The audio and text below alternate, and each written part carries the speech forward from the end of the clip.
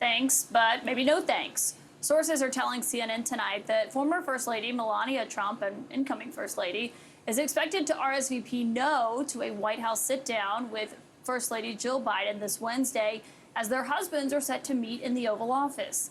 Kate Bennett is my inside source on all things Melania Trump always, and she is the author of Free Melania, the unauthorized biography, and she joins me now. And Kate, our friend Betsy Klein was reporting tonight that one person was saying there was a scheduling conflict as to why she wasn't going. I mean, you know how to read in between the lines with Melania Trump maybe better than anyone else. What do you think is going on here? I mean, listen, I think it's a reflection of just how divisive this campaign season, this election, the relationship between, the Democrats and Republicans has gotten. And I think it's really a sad state of affairs when Melania Trump, who so adhered to protocol, was a real rule follower when it came to traditions, would not go and have, or will not, or may not go and have the traditional tea with Dr. Biden at the White House, a long-standing tradition that goes back at least through modern American political history, where no matter how much of a battlefield the campaign was between their husbands, there's always a détente to talk about how one First Lady sort of passes the torch to the next. There's logistical conversations. There's how do we move the family in? Yes, Melania Trump has been there before. This will be her second go-around. But still, just from a traditional standpoint, bearing the hatchet, like moving forward, it would really be a nice gesture if she were to go. Well, and obviously, when she was incoming, Michelle Obama hosted her at the White House. We saw Obama and Trump meet, obviously, on camera. And you're right, it has been a very, obviously, ugly campaign season. But, I mean, Trump and Biden are sitting down, and it's hard to really think of a more acrimonious relationship than that one. Exactly, and it's very sad to sort of see this tradition die. Now, we know that Michelle Obama afterwards, talked about the visit at the inauguration day of Melania Trump bringing that gift to the front door of the White House and how awkward that was. And before that, Laura Bush, Michelle Obama, Barbara Bush didn't particularly get along with Hillary Clinton, but she still showed her the secret window through the East Wing dressing room where you can look through across the Rose Garden and see into the Oval Office. I mean, these are the moments that really capture the basis of American democracy as one presidency shifts to another. And of course, the last few couple elections, we've seen that whole dynamic shift across the board. And this is just a reflection of that. But yeah, of course, I think it's up to the First Lady. And typically it was for Melania Trump during her tenure to say different things than her husband, to do what she felt was right to do. We watched that many times. So it will be a shame and a real disparity to the administration if she does not accept Dr. Biden's invitation and go to the White House. Yeah, and it does not sound like she's poised to do so. Kate Bennett, as always, thank you. And Elena, we're poised for what could be an interesting day, euphemistically, in Washington tomorrow. Donald Trump planning to head there.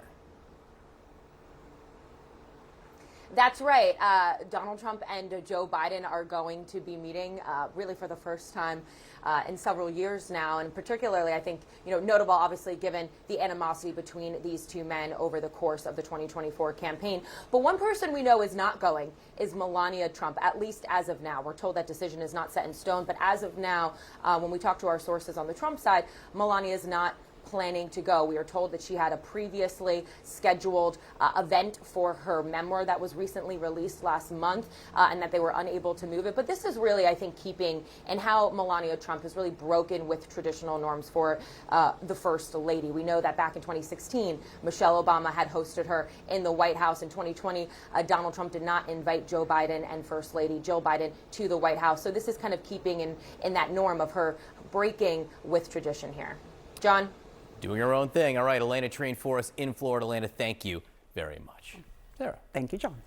In just a few hours, President Biden meets with Israeli President Isaac Herzog at the White House, a critical meeting as U.S. aid to Israel could be in jeopardy over a looming deadline for Israel to improve the humanitarian situation in Gaza.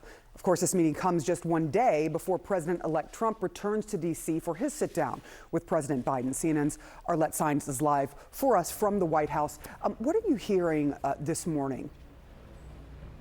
Well, Sarah, President Biden's advisors have said that foreign policy could very well be part of the discussions between President Biden and President-elect Donald Trump when they meet in the Oval Office tomorrow. The conflict in the Middle East is among the foreign policy challenges that Trump will inherit when he comes into office. But for President Biden's part today, he will be sitting down in the Oval Office with Israel's President Isaac Herzog. It comes at a time when the U.S. is still eager to try to reach some type of resolution to the conflicts between Israel and Hamas in Gaza, but also Israel and Hamas in Lebanon. But so far, it appears that the talks for a ceasefire and hostage deal between Gaza and Israel, which is a top priority for President Biden, remain completely at a standstill. Over the weekend, Qatar, who had been leading the negotiations between Israel and Hamas, said that they would be taking a pause from their role in that. So there's many questions about whether any type of agreement can be reached before President Biden leaves office. Now, this meeting between Biden and Herzog today also comes as a group of aid organizations has said that Israel did not meet the standards that were set out by the U.S. to surge aid into Gaza. You'll remember that just last month, Secretary of State Antony Blinken and Defense Secretary Lloyd Austin sent a letter to Israel outlining how they wanted to see additional humanitarian aid sent into the Gaza Strip, or potentially say that if they did not, it could risk violating U.S. laws relating to foreign military assistance, raising the question of whether the U.S. could potentially withhold military aid from Israel. Some of the standards that they had set was allowing about 350 trucks of humanitarian aid into Gaza a day, as well as between 50 to 100 commercial trucks into Gaza as well. These aid organizations that released a scorecard overnight said that Israel has failed to meet those standards and many more. So now there will be a major question for the U.S. today, as that deadline is now today. Last week, the State Department spokesperson Matthew Miller said that he would not get into speculation about what would or wouldn't happen if Israel did not meet these steps, but that will be something for the U.S. to determine going forward. Now, at the same time, even as Biden continues to grapple with this conflict in the Middle East, you are also seeing President-elect Donald Trump engage in some diplomacy with Israel. Just over the weekend, Israeli Prime Minister Benjamin Netanyahu said that he's spoken 3 times with Trump since the election. The former Israeli ambassador to the U.S., Ron Dermer, was just in Mar-a-Lago yesterday, meeting with Trump. And so what you're seeing here is a bit of crossover between the Biden administration, who is currently in office, and Donald Trump as it relates to this conflict in the Middle East and trying to find some types of resolutions. Yeah, it's hard to see any big resolutions before the new president is put in place to a lot of observers. Thank you so much, Arlette Saenz. Appreciate it.